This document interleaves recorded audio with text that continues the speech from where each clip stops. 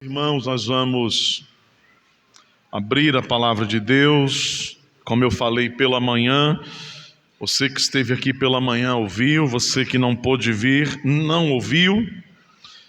Nós pregaríamos duas mensagens no dia de hoje. Primeira parte da nossa série em Neemias, dos versículos de 1 a 8, e a segunda parte fechando o capítulo, a partir do versículo 9 a 18. E o título da nossa mensagem, parte 1 e parte 2, é O Povo do Livro.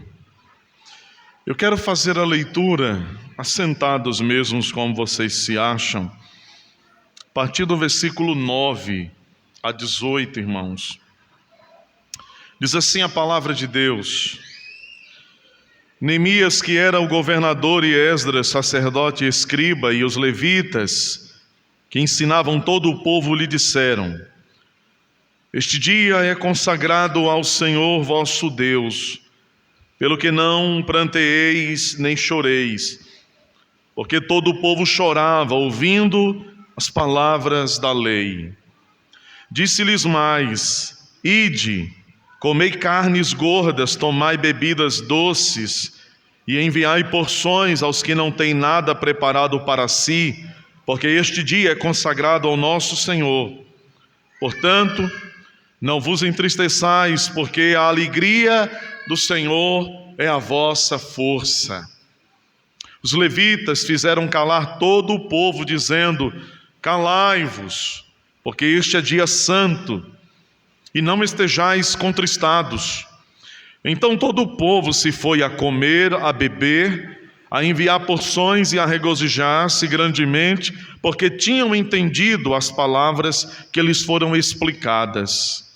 No dia seguinte, ajuntaram-se a Esdras o escriba, os cabeças das famílias de todo o povo, os sacerdotes e os levitas, e isto para atentarem nas palavras da lei. Acharam escrito na lei que o Senhor ordenara por intermédio de Moisés, que os filhos de Israel habitassem em cabanas durante a festa do 7º mês, que publicassem e fizessem passar pregão por todas as suas cidades e em Jerusalém, dizendo: Saí ao monte e trazei ramos de oliveiras, ramos de zambujeiros, ramos de murtas, ramos de palmeiras e ramos de árvores frondosas, para fazer cabanas, como está escrito. Saiu, pois, o povo, trouxeram os ramos e fizeram para si cabanas, cada um no seu terraço, e nos seus pátios, e nos átrios da casa de Deus, e na praça da porta das águas, e na praça da porta de Efraim. Toda a congregação dos que tinham voltado do cativeiro fez cabanas e nelas habitou, porque nunca fizeram assim os filhos de Israel desde os dias de Josué, filho de Num, até aquele dia. E houve muito grande alegria. Dia após dia, leu Esdras no livro da lei de Deus, desde o primeiro dia até ao último, e celebraram a festa por 7 dias. No 8º dia, houve uma assembleia solene, segundo o prescrito. Amém. Amém. Meus irmãos, hoje pela manhã, nós olhamos para a primeira parte do capítulo 8 do livro de Neemias, e que tem como destaque muito importante a figura, a presença, a participação do sacerdote escriba Esdras. Então hoje pela manhã nós olhamos para a primeira parte deste capítulo, que nos coloca, meus irmãos, precisamente frente a uma outra realidade, como falamos, uma realidade não material agora. Terminada, pois, a reedificação dos muros, concluída a reconstrução dos muros, ou o reparo necessário dos muros, terminada aquela obra material, obra de mãos, feitura das mãos, agora vê-se uma obra imaterial, não material, agora sendo realizada, sendo feita no coração daqueles que haviam retornado do cativeiro para Jerusalém. Nós vimos como aquele povo teve um encontro muito especial com o livro de Deus. Foi sobre isso que nós começamos a falar hoje pela manhã. Sobre como aquele povo desejou ouvir a palavra de Deus. Como aquele povo teve um encontro especial com o livro do Senhor, deixando a nós, a olhos nus, que aquele povo, ele era o povo do livro de Deus. Nós falamos, meus irmãos, sobre aquelas pessoas ouvindo o livro da lei do Senhor e como aquilo que eles escutaram naquela manhã, desde o amanhecer até o meio-dia, como tudo aquilo foi explicado a eles, para que eles entendessem exatamente aquilo que Deus estava falando ali nas Sagradas Letras. E sem perder de vista o foco de que Deus ainda continua interessado e é seu desejo que o seu povo, nos tempos atuais, não apenas ouça a leitura da sua palavra, mas certamente Ele está interessado em que o seu povo possa compreender a sua palavra, entendê-la, entender aquilo que nós lemos, entender aquilo que nós podemos ouvir. E agora à noite eu quero continuar olhando para este capítulo um pouco mais, destacando mais 2 pontos aqui importantes. O primeiro deles trata daquilo que aquelas pessoas sentiram ao ouvir a palavra de Deus sendo proclamada a elas e explicada a elas. O que veio ao coração daquelas pessoas? O que elas experimentaram no coração? Como elas se sentiram, como elas reagiram emocionalmente a isso. E em segundo, falar de como elas inclinaram-se para obedecer à vontade de Deus, como elas se inclinaram para fazer aquilo que o Senhor estava falando a elas. Então, em primeiro lugar, dos versículos 9 a 12, nós temos o povo do livro, que ao ouvir a leitura do livro de Deus, da lei do Senhor, as palavras do Senhor, aquele povo transborda de alegria. Aquele povo expressa alegria, contentamento. Mas é interessante notar que inicialmente a primeira reação daquelas pessoas ao ouvir a leitura da palavra de Deus e ao receber a explicação de cada parte daquilo que chegava aos seus ouvidos, não foi alegria, não foi o sorriso nos lábios, o semblante de contentamento.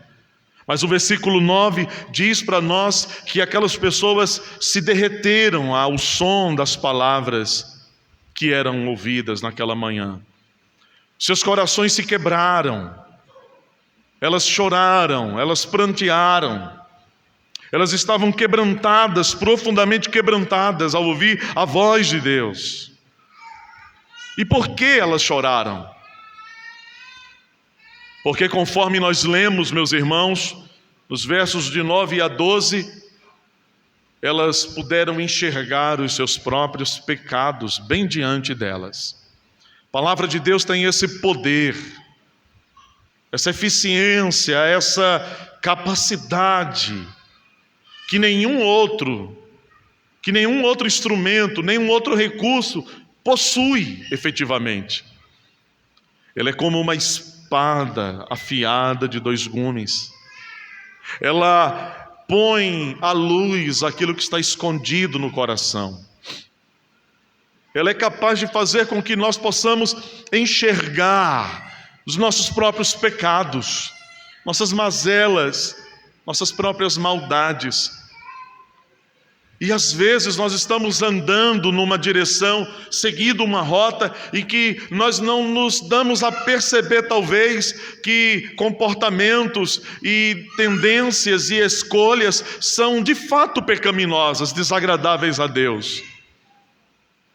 Mas é exatamente quando nós somos expostos aos raios da palavra de Deus, aos sons das letras benditas sendo lidas e proclamadas, somos confrontados com a nossa própria realidade, somos colocados diante de um poderoso espelho que revela o que está se passando dentro de nós. A primeira reação daquelas pessoas ao ouvirem a lei do Senhor ser pregada a elas e explicada a elas foi chorar. Elas estão chorando, o trovão da lei bradou aos ouvidos delas e elas tremeram, meus irmãos. E é esse tipo de gente que Deus está buscando, aqueles que tremem de sua palavra.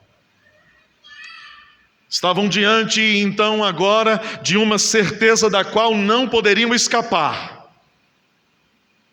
Eles sabiam que haviam pecado contra o Senhor, transgredido a lei de Deus, feito aquilo que não era do agrado do Senhor. E nesta matéria, nenhum de nós aqui pode estar excluído do rol, porque nós também fazemos isso.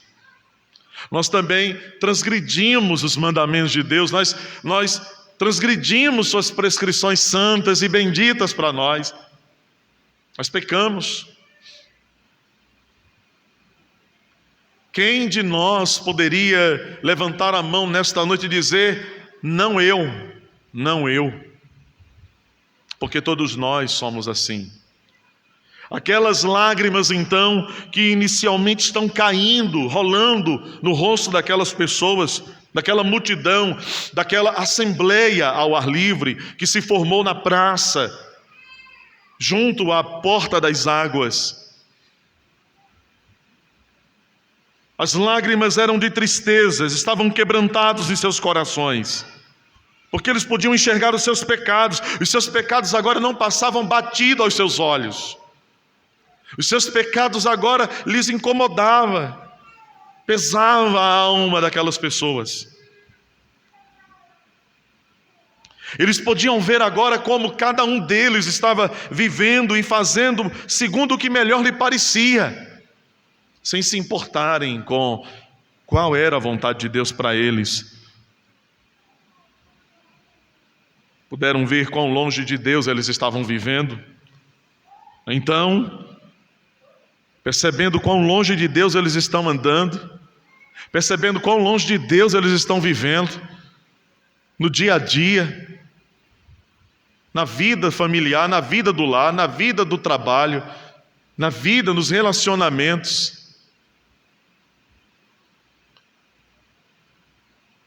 Então aquelas pessoas choram naquela manhã, pranteiam naquela manhã. Existem, meus irmãos, pessoas que verão os seus pecados sendo assim descortinados diante de seus próprios olhos.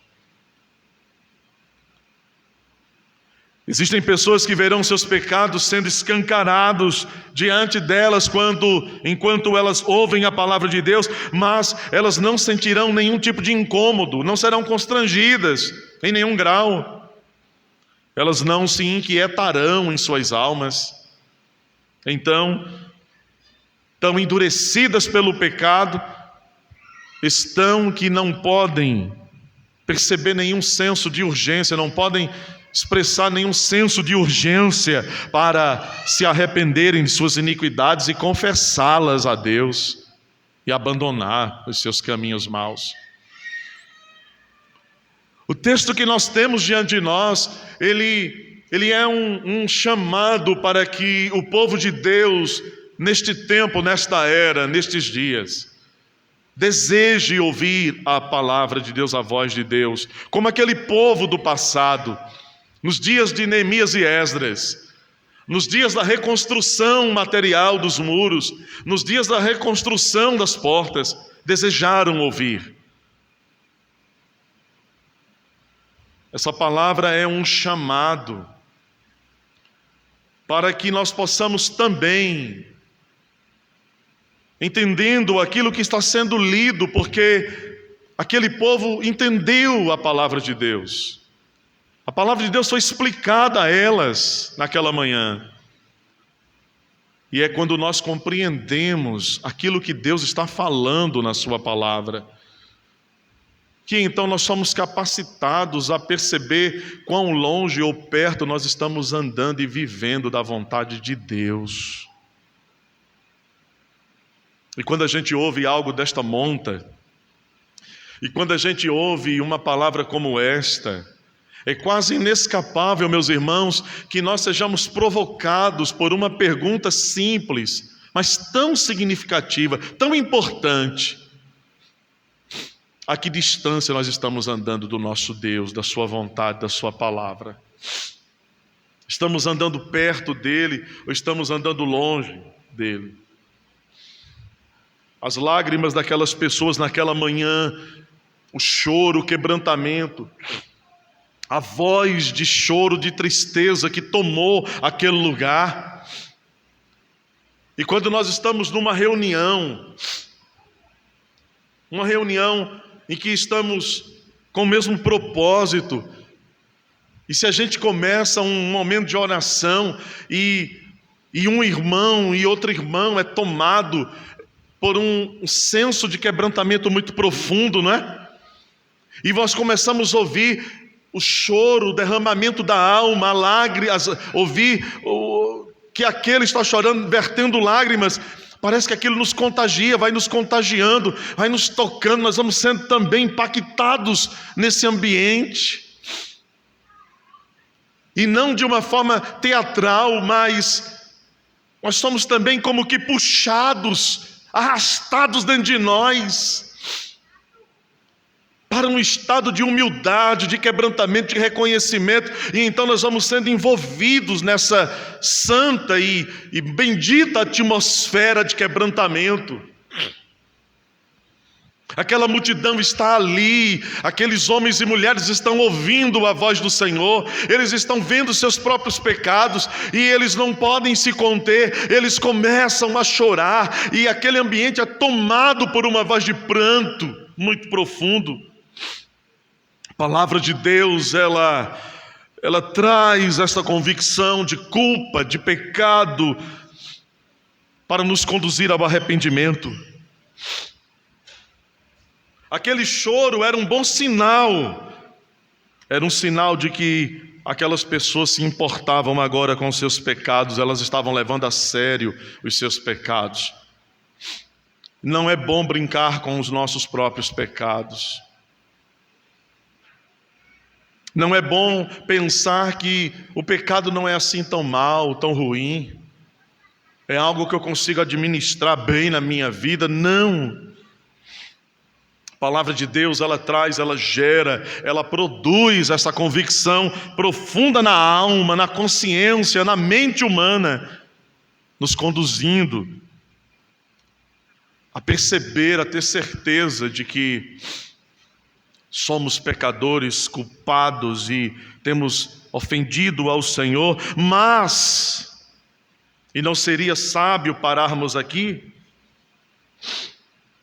mas também a palavra de Deus, ela tem o poder de converter a tristeza em alegria, de trocar as nossas vestes de pranto por vestes de alegria, como que derramando óleo de alegria sobre a nossa cabeça. A palavra de Deus, ela não apenas nos fere para que sintamos o peso dos pecados, mas ela também nos cura a alma. A lei do Senhor é perfeita e ela restaura a alma. Louvado seja Deus. Chorar, meus irmãos, depois de ouvir a palavra do Senhor, chorar depois de ouvir a voz do próprio Deus, é a sua voz, seus caminhos sendo proclamados a eles. Chorar depois de ouvir a palavra de Deus e ver como haviam pecado era um sinal do que era bom. Agora observe que no versículo 9, os levitas, eles dizem ainda que aquele é um dia consagrado a Deus. Este é um dia consagrado ao Senhor, ao vosso Deus. E eles dizem: não chorem mais, não pranteiem mais, não chorem, parem. Versículo 10, não se entristeçam, porque a alegria do Senhor é a vossa força. A alegria do Senhor é a nossa força. Não chorem. Eles não estão reprovando a atitude daquelas pessoas de se quebrantarem e se humilharem por causa dos seus pecados. Pelo contrário, isso é louvável e agradável aos olhos do Senhor. É agradável aos olhos do Senhor quando nós somos confrontados com a realidade dos nossos pecados e nós nos entristecemos pelos nossos pecados e confessamos os nossos pecados. O Senhor não despreza um coração quebrantado e contrito, diz o salmista. Bendito aquele que confessa e deixa o seu mau caminho. Feliz é aquele que assim faz. Não chorem hoje mais, povo de Deus, eles estão dizendo. Povo da aliança, povo de quem o Senhor se afeiçoou, povo com quem o Senhor fez um pacto de vida e amor. Não chorem mais, não pranteiem mais. Este é um dia dedicado a Deus, consagrado a Deus. Basta, até aqui basta, porque a alegria do Senhor fortalece o seu povo. Deus se entristece, irmãos, verdadeiramente, quando nós negligenciamos os deveres que Ele tem para nós. Deus se entristece. A gente tenta atribuir esse tipo de sentimento humano, que nessas experiências do sentimento humano, a Deus, porque é a única forma que a gente tem de tentar captar e expressar o eterno. A palavra de Deus diz: não entristeçais o Espírito, no qual vocês foram selados para o dia da redenção. Deus se entristece quando nós não somos diligentes para com as suas coisas, para com Ele, com a sua casa. Deus se entristece quando nós insistimos por caminhos que não são os caminhos bons para nós e para outros ao nosso redor. Mas é verdadeiramente correto dizer que o Senhor também se alegra quando o seu povo se volta para Ele. Ele verdadeiramente se alegra quando o seu povo dobra os seus joelhos e se humilha e clama e ora, e então Ele perdoa, e então Ele restaura, Ele fortalece. Deus se alegra e a alegria dEle nos anima também. A alegria do Senhor nos fortalece. Os levitas estão dizendo isso àquelas pessoas.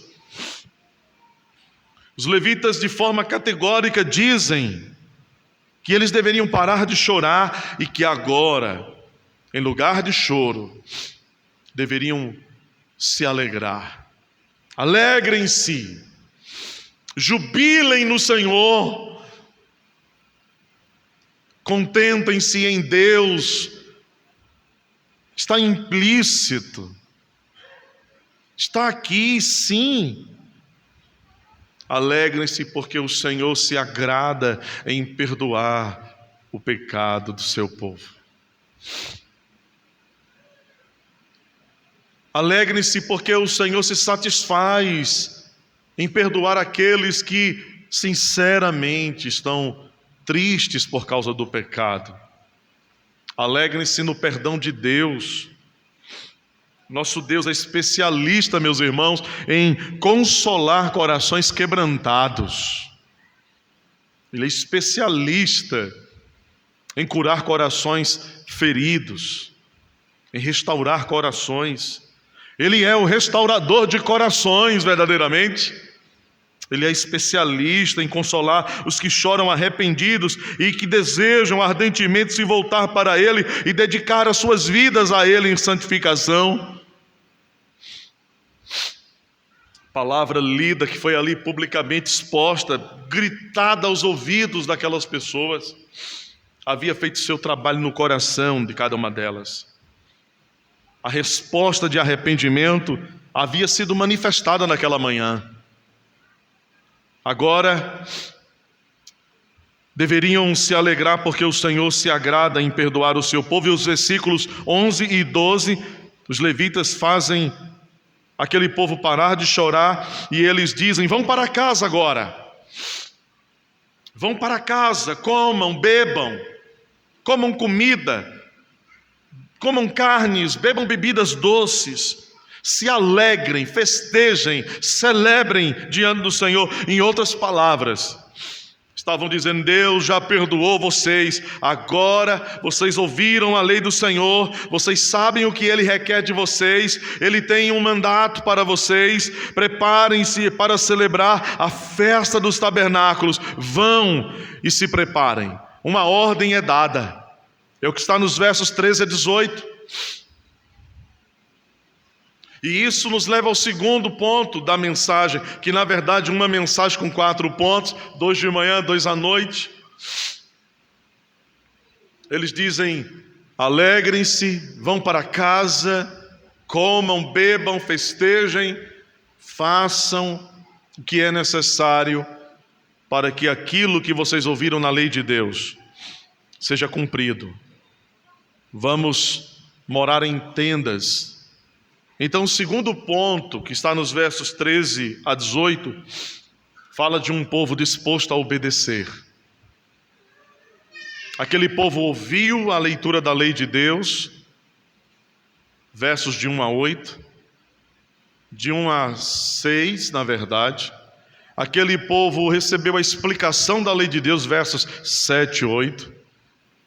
Aquele povo se alegrou pelo perdão do Senhor, versos de 9 a 12, e agora, de 13 a 18, aquele povo se dispôs a obedecer, fazer exatamente aquilo que eles haviam acabado de ouvir.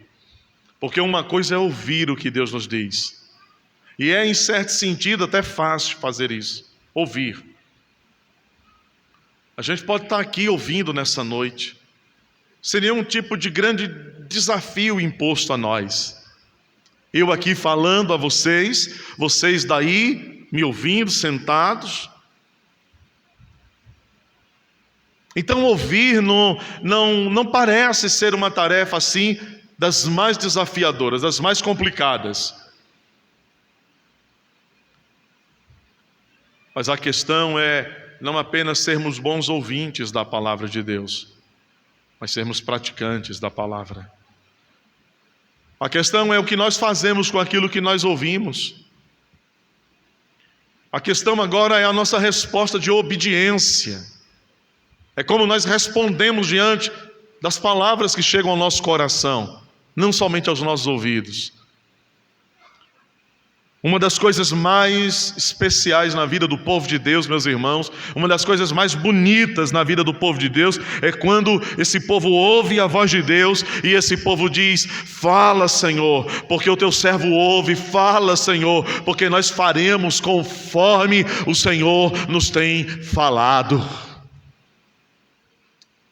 Obediência a Deus. Deus aprecia tanto a obediência, meus queridos irmãos, que durante o tempo da antiga aliança, quando vigorava aquele antigo sistema de sacrifícios, que era parte dessa aproximação daquele povo para com o seu Deus, os sacrifícios, as cerimônias, tudo aquilo que envolvia o culto na antiga aliança, o relacionamento daquelas pessoas dado o pacto, o povo pactual com o seu Deus pactual. E naquele tempo em que Deus queria que o seu povo fizesse sacrifícios e Deus requeria do seu povo aquelas cerimônias, todas aquelas prescrições sacrificiais, mas mesmo naquele tempo, o Deus que se agrada da obediência, ele já dizia ao seu povo: melhor é obedecer do que sacrificar, não é? Melhor é obedecer, melhor é a obediência do que o fazer cegamente, friamente, de modo calculista. Talvez uma das passagens ou uma parte das Escrituras que escancara isso, talvez duas fossem interessantes a gente expor aqui. Quando o rei faz o que não deveria ser feito, o rei que precedeu Davi, Saul,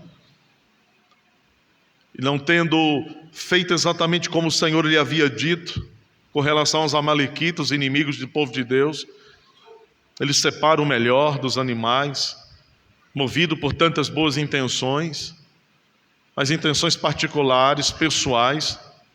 Nosso culto que agrada a Deus, ele não é forjado, ele não é estruturado, a sua natureza não se estabelece a partir daquilo que são, ou daquelas que são as nossas mais sinceras intenções particulares. Entende isso?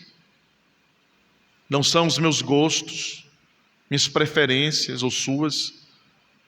Não são nossas boas intenções que são capazes de agradar a Deus. O Deus soberano, Senhor sobre todas as coisas, que governa sobre todas as coisas,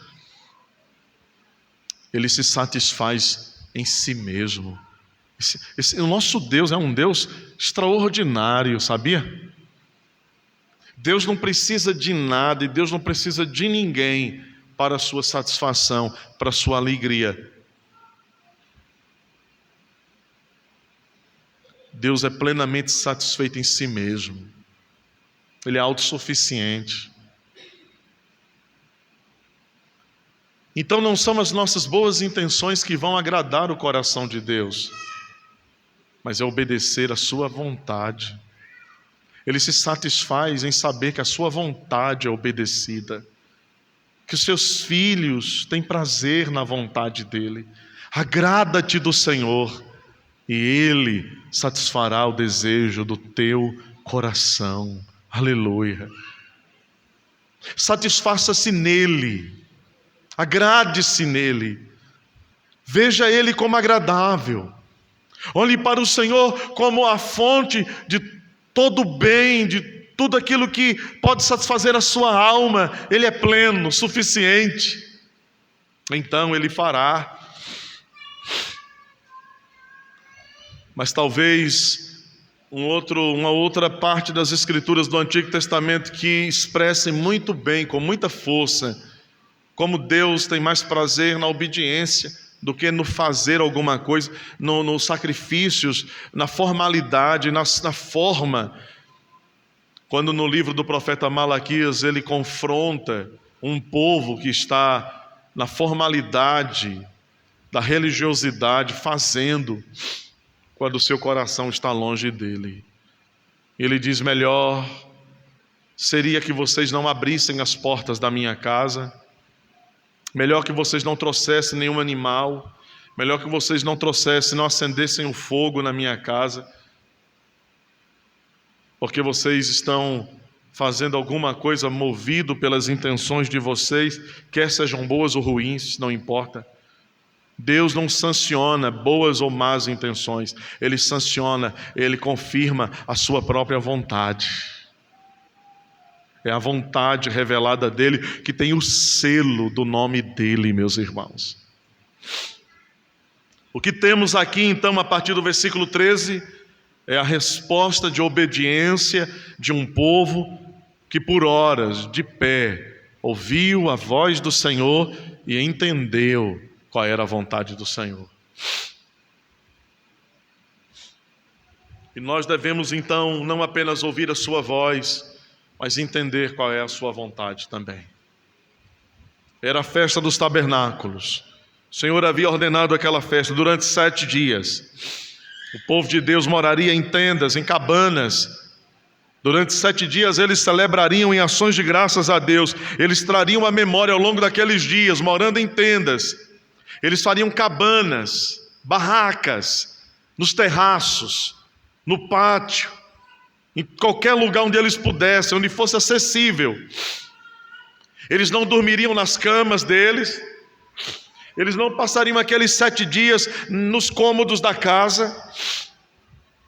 Eles morariam nas tendas, nas cabanas que eles construiriam.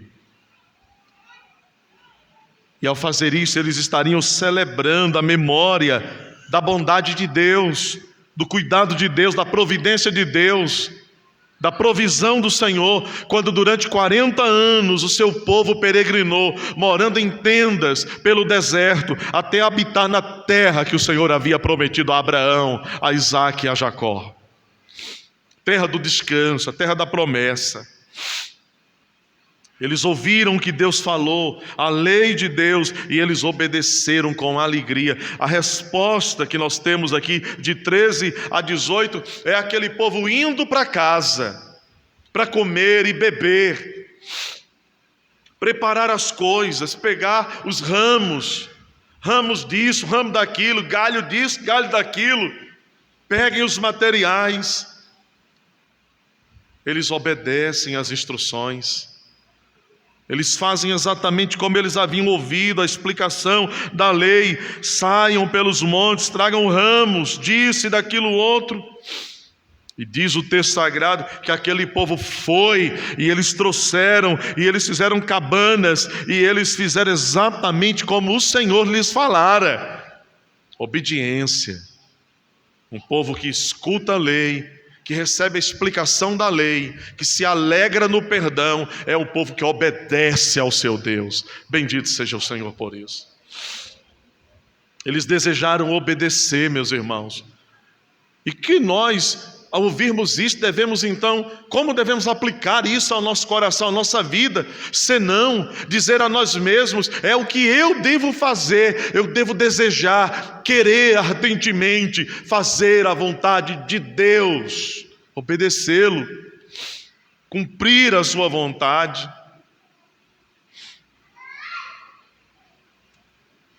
E o versículo 17, então, a parte final do versículo 17, para mim isso aqui é muito maravilhoso.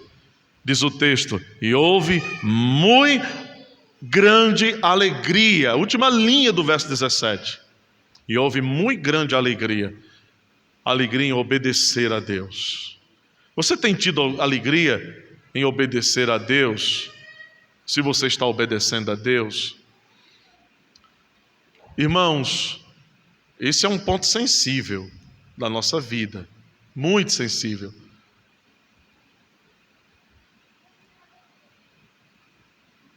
Qualquer obediência a Deus, movida por tristeza, por amargura, não produz a glória do Senhor, não produz o louvor da glória de Deus.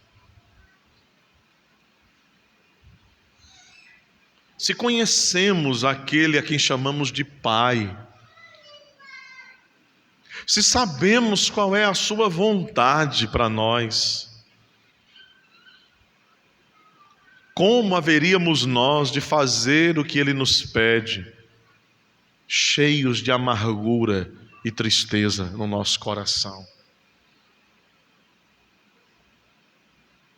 Talvez, se você, meu irmão, minha irmã, não tem experimentado alegria na sua alma, alegria no seu coração, ao saber qual a vontade do Senhor e a sua necessidade de obedecê-lo, fale com Ele nessa noite. Seja franco, seja sincero com Ele nessa noite.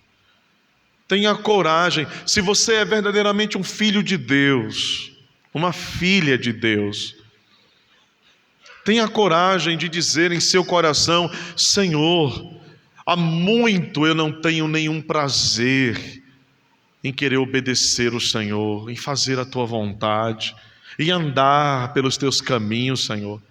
Eu tenho até forçado a barra para poder prestar algum tipo de satisfação, seja o meu pai, a minha mãe, o meu marido, a minha esposa, ao pastor da igreja, aos irmãos da igreja, porque querendo ou não, eu tenho um vínculo social nesse contexto aqui, e às vezes o vínculo social nos empurra ao cumprimento de algumas tarefas, para que a gente contemple essa necessidade de satisfação pública, não é?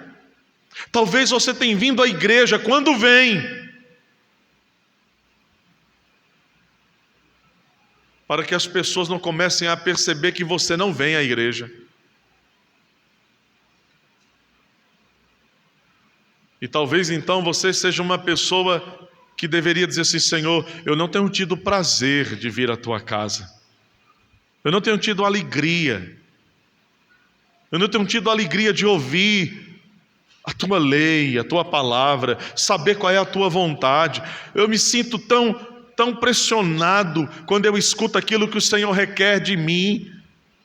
Não há prazer, não há satisfação, não há contentamento. Então seria o caso de você dizer: Deus, mude o meu coração, me transforme, me regenere, me renove a alma, a mente, para que eu sinta, para que não apenas eu veja com os olhos, mas eu possa perceber, para que não apenas eu escute com os ouvidos, eu possa sentir,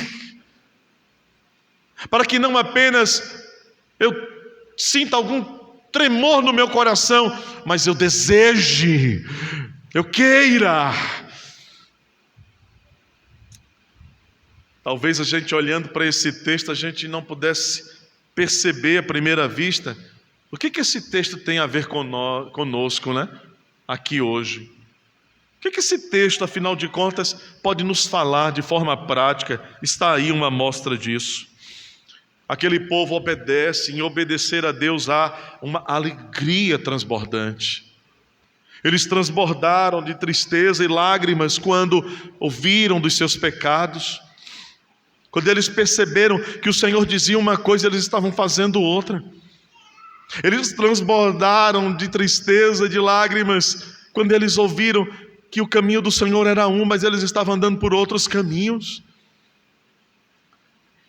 Eles são consolados na alegria do Senhor, que é a força deles, porque o Senhor se agrada dos que choram pelos seus pecados. Choremos pelos nossos pecados diante de Deus. Quanto tempo faz que você não chora confessando os seus pecados diante do Senhor? Quanto tempo? Quanto tempo você já não tem gastado apenas diante do seu Deus, humilhado, quebrantado, se vendo pecador fraco, frágil, como somos, como você é e eu sou, carentes. Quanto tempo faz que você não confessa os seus pecados em lágrimas? Será que a perspectiva desse Deus santo diante de quem você se coloca, diante de quem nós estamos nesta noite, desse Deus que ama a justiça, a retidão, que quer o bem do seu povo, desse Deus em quem não há nenhuma mancha, nenhuma ruga, nenhum traço de pecado, de maldade, que é perfeito, santo?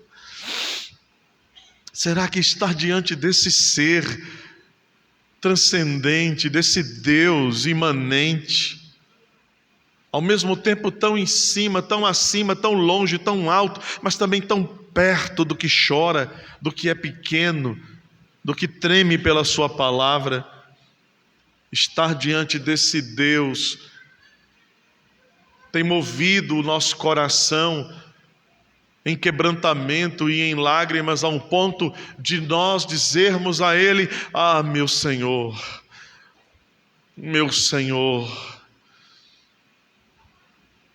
como eu gostaria de nunca mais desagradá-lo, de nunca mais entristecê-lo.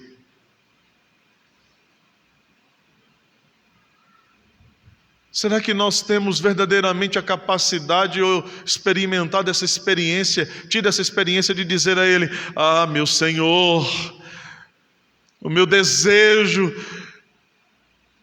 é em palavras, em pensamentos, em olhar, em sentimentos, no fazer tudo para te agradar. Você deseja, você gostaria de viver essa vida,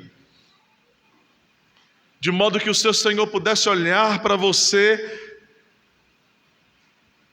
e Ele não precisasse apontar nenhum dos seus pecados, porque simplesmente você não consegue mais fazer nada daquilo que o desagrada. A nossa alma precisa desejar por isso, ainda que nós saibamos com plena convicção, meus irmãos, que por mais que a gente deseje ser perfeito e fazer o que agrada ao nosso Deus, nós não vamos ainda aqui atingir este estágio. Mas a nossa alma deve desejar, deve anelar, querer, ansiar por fazer tudo aquilo que satisfaz o nosso Senhor. Ah, meu Senhor! Eles se alegraram, em obedecer houve alegria. E eu quero terminar de fato, lembrando que o texto então do nosso domingo, e especialmente dessa noite, nos estimula, irmãos, nos encoraja a sentir tristeza pelos nossos pecados. Peça a Deus que lhe ajude. Essa é uma oração que nós precisamos fazer. Senhor, me ajude a sentir tristeza pelos meus pecados. Senhor, me ajude, por favor, que o Teu Espírito me ajude a me entristecer pelos meus pecados, para que eu me arrependa verdadeiramente. Então a palavra desta noite nos estimula, nos encoraja a sentir tristeza pelos pecados, mas também a nos alegrar pelo perdão de Deus que vem a nós, aos seus filhos, quando nos arrependemos diante dEle. Alegre-se nele, povo de Deus. O Senhor, a alegria dEle é a força de vocês. O texto nos fala sobre sermos prontos, dispostos, termos prontidão em obedecer, procurando fazer o que agrada ao Senhor. Nós somos também, meus irmãos, como enfatizamos pela manhã e agora à noite, somos também o povo do livro da lei do Senhor. O povo que sabe que nossa grande felicidade está em obedecer. Bem-aventurado o homem que ama, que medita na lei do Senhor. Salmo 1. Você quer ser como uma árvore frutífera? Se queremos ser como árvores frutíferas, frondosas, que dá fruto na estação certa, nós precisamos ser como árvores plantadas junto às margens das águas, às margens dos ribeiros, do rio da palavra de Deus. Devemos nos alegrar por saber que a nossa grande felicidade está em obedecer a sua palavra, confiando sempre naquele que é o autor do livro. Nós somos o povo do livro, Ele é o autor do livro. Louvado seja o seu nome por isso. Amém, amém. Vamos à mesa do Senhor nesta noite, meus irmãos.